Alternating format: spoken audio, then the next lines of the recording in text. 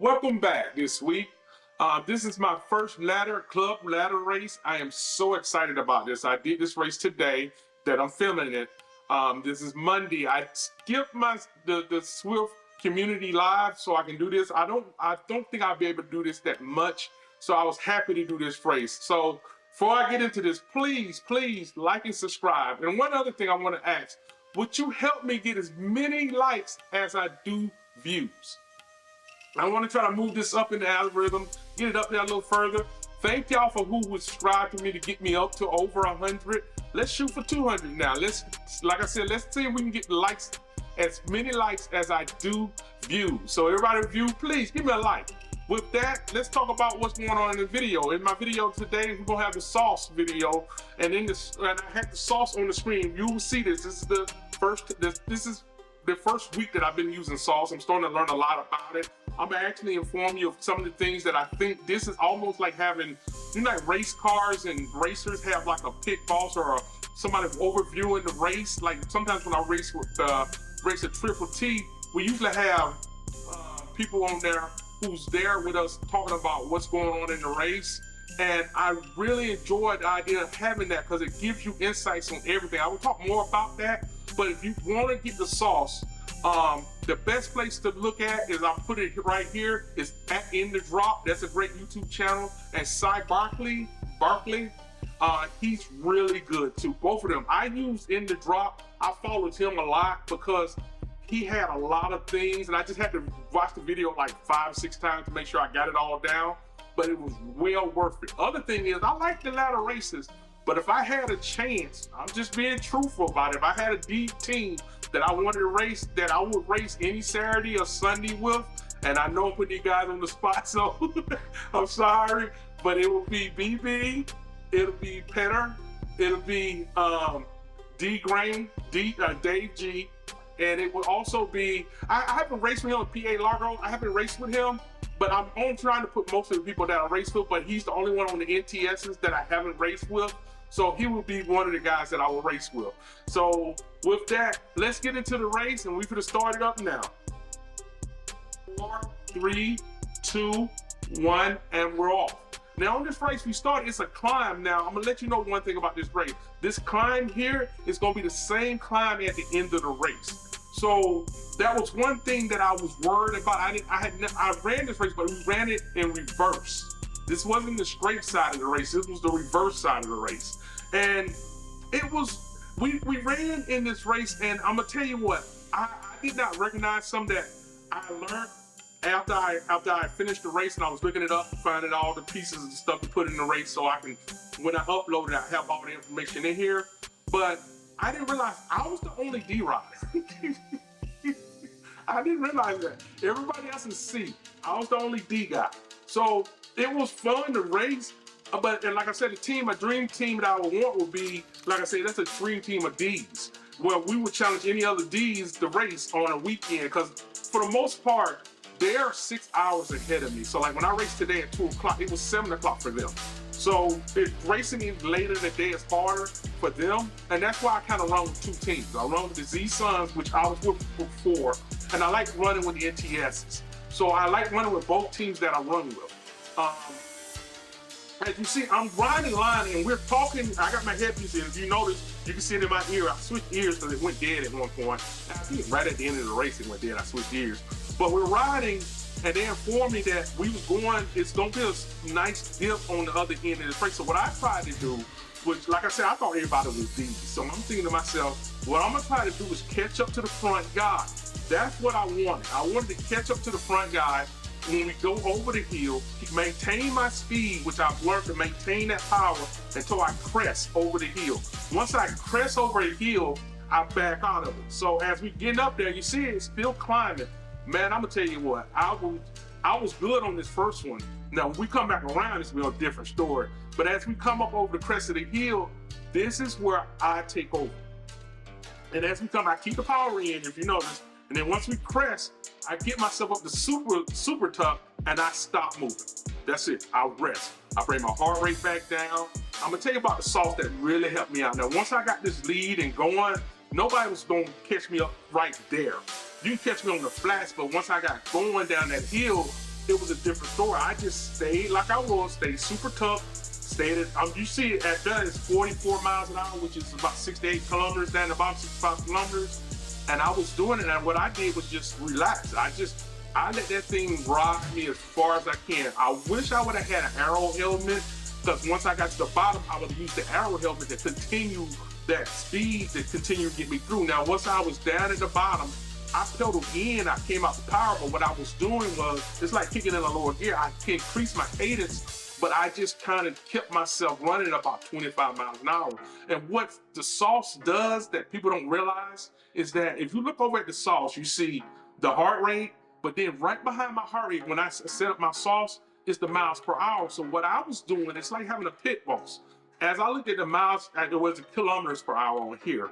But what I did was, if I was at 41 kilometers, I looked to see how many kilometers everybody else was at. If I saw them lower than that, I just kept putting it on to increase my lead. Now, if you look at the scale right here, you see my numbers increasing, and all I'm doing is just constantly pedaling. I'm watching how fast they're going behind me. Either I try to maintain what they are doing, or I try to increase it by a point or two, kilometer or two. That way I'm studying increasing my lead. This, like I said, it's almost like cheating because I get to see what everybody else is doing. But I have to be honest, when I would do races and people would be like, hey, he's putting out 500 watts. And I'm like, is somebody in the room watching? I didn't realize most of them guys who was doing that had the sauce. That's how important the sauce is to racing if you want to be really competitive, because you get to see what everyone else is doing around in real time. So as you see everything on that side right there, where it's got the heart rate, you got me down at the bottom, that's me leading. But if you see where they got the scale going down, a lot of people like going this scale sideways. I may do that one day, but I actually like how it is now, where it's got the blue T up at the top and it's transparent. It shows my lead distance between everyone else. I really enjoy that. So that gives me a chance to actually see where everyone else is at. So as I get down to the bottom, my lead is slowly increasing. And so what I'm trying to do now as I'm riding is just constantly look at, if you notice, I'm constantly looking over, well, you can't really see it in my eyes over here, but I'm constantly looking over at the miles per hour, at the kilometers per hour. And if I'm doing, like I said, I'm doing 37, 38, I look at them, if they increased it, I also know that, okay, I may need to increase mine. But I'm gonna tell you what, one thing about the sauce that does that I really like. Now, if somebody starts to increase their output really high, it'll say attack at the bottom, like where the number 5 is at, it'll say attack. So you know they're starting to attack the course. So I know if I see attack at the bottom of the course, I speed up. Now, every once in a while, when I put a lot of power in, you'll see my thing saying attack. So it lets me know if they're attacking behind me, if I'm in front of somebody, or if somebody's in front of me and they start to attack the course, I know, okay, I need to start attacking. I'm telling you, the sauce is like a godsend for me. It gives me a chance to also keep up with my watts per 20 minutes, so I know where I'm at. So if I need to put a lot in at the end, I kind of know how to conserve myself during the race. Now, normally that draft bottle will turn, but since I'm by myself and it makes no sense to ride with the team, I just kept rolling like I am. Now, as I get to the point, as I keep looking down and I see, okay, cool, once I cross a hill and I hit a flat, I try to increase it faster than what they are going up the hill. And the purpose for that is, like I said, I'm trying to increase my lead, but I get to know that because of the sauce. I'm gonna keep talking about sauce because they came up with a great system with this. This is a great way of monitoring everything you do. Like at the top, I have my actual right now real-time power. You see that I have what place I'm in. It says how many people in the race and what place I am in. I have it saying the distance I've traveled already in kilometers. Now I have it in miles right here underneath, because that way I can convert it back into what I want to see. I also, in that way, also with the distance, it lets me know if like I said, I have the earpiece in my ear and they're hollering out, hey, at this spot in the race, this is where you're gonna hit another mountain. You're gonna hit another incline. This is where you're gonna hit another decline. And that way I know before I get there, and all I do is, okay, I'm gonna hit another incline. I speed up so I can get over the incline. When I get over the incline, I look back and see, okay, when they get there, I look at the clock and, okay, it's gonna be about 40 seconds before they get there, because that's the lead I have on them. I know once they start going up, their numbers go down, I try to at least put in as much power I can to increase my lead even more. So when they come down on the other side, I've increased it a little bit more. And that's what I was doing as I raced this race. I was constantly increasing my speed in spaces where I knew they were slowing down. And it helped me get even further. At one point, I gotta be honest, at one point, I think I was like a minute 20 ahead. I just constantly kept it at 23 miles an hour, which was 37 kilometers an hour. And that, what I noticed is that if I stayed pretty much right there, mostly everybody else stayed at 37 or lower. Now, every once in a while they'll attack and move up, but like I say, it'll tell me if they was attacking behind me. It really is like having, Chantel does it when we do the, most of the time Chantel does it with the Z Sons when we do a team time trial. She's in my ear with all the rest of us telling us, hey, they're this far ahead of you, the next team is this far behind you, you have this rider, okay, y'all in a good draft. And that really gives you a chance. But when I don't have somebody like that in my ear, it helps me because I have the draft right there. It lets me know how much I'm losing in the draft or how much I'm gaining with the draft on me. I used that a lot when I did the 100 miles this weekend. Somebody suggested that I contact Swift and let them know because I have a video and I'm doing a special report being funny about it. But I get to see what's going on. This really does help me. And I really enjoy it. I'm gonna use it. This is making racing a lot different for me. And my wife asked me, she said, well, have you decided to move up to C's? And I go, well, I'm still too heavy because this may make people rethink what I'm saying, but these are C's too.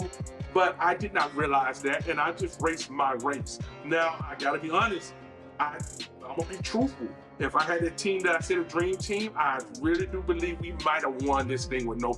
I would have had them right there with me. I just know they are. I raced them so much that you get to know who you're racing, and I enjoy racing with them. And I know that team, the first three.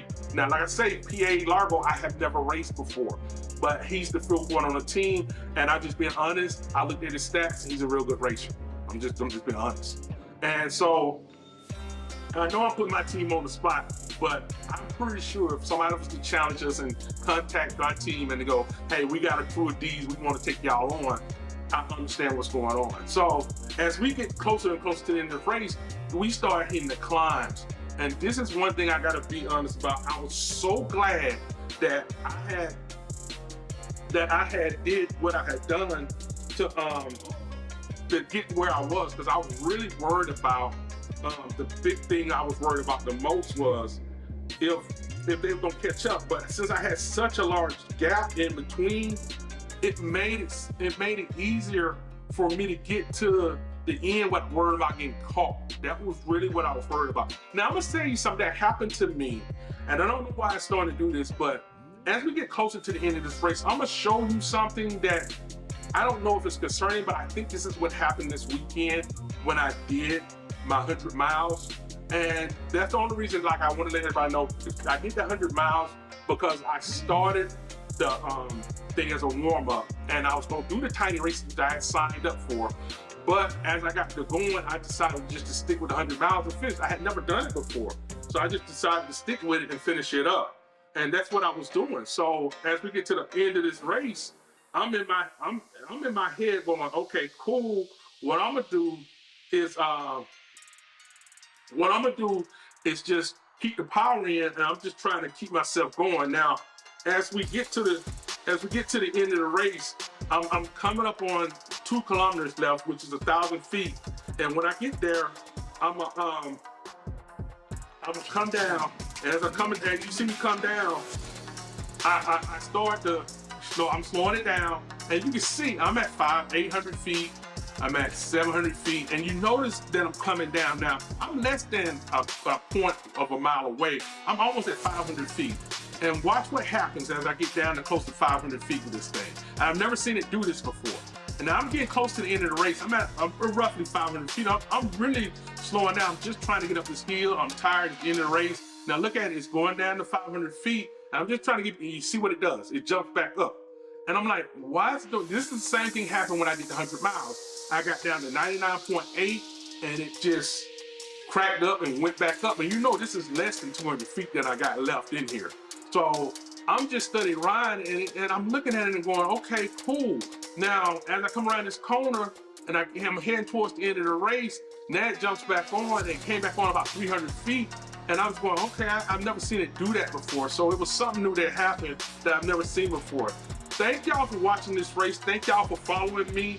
Thank y'all for being there and being a part of the crew. With that, just ride on.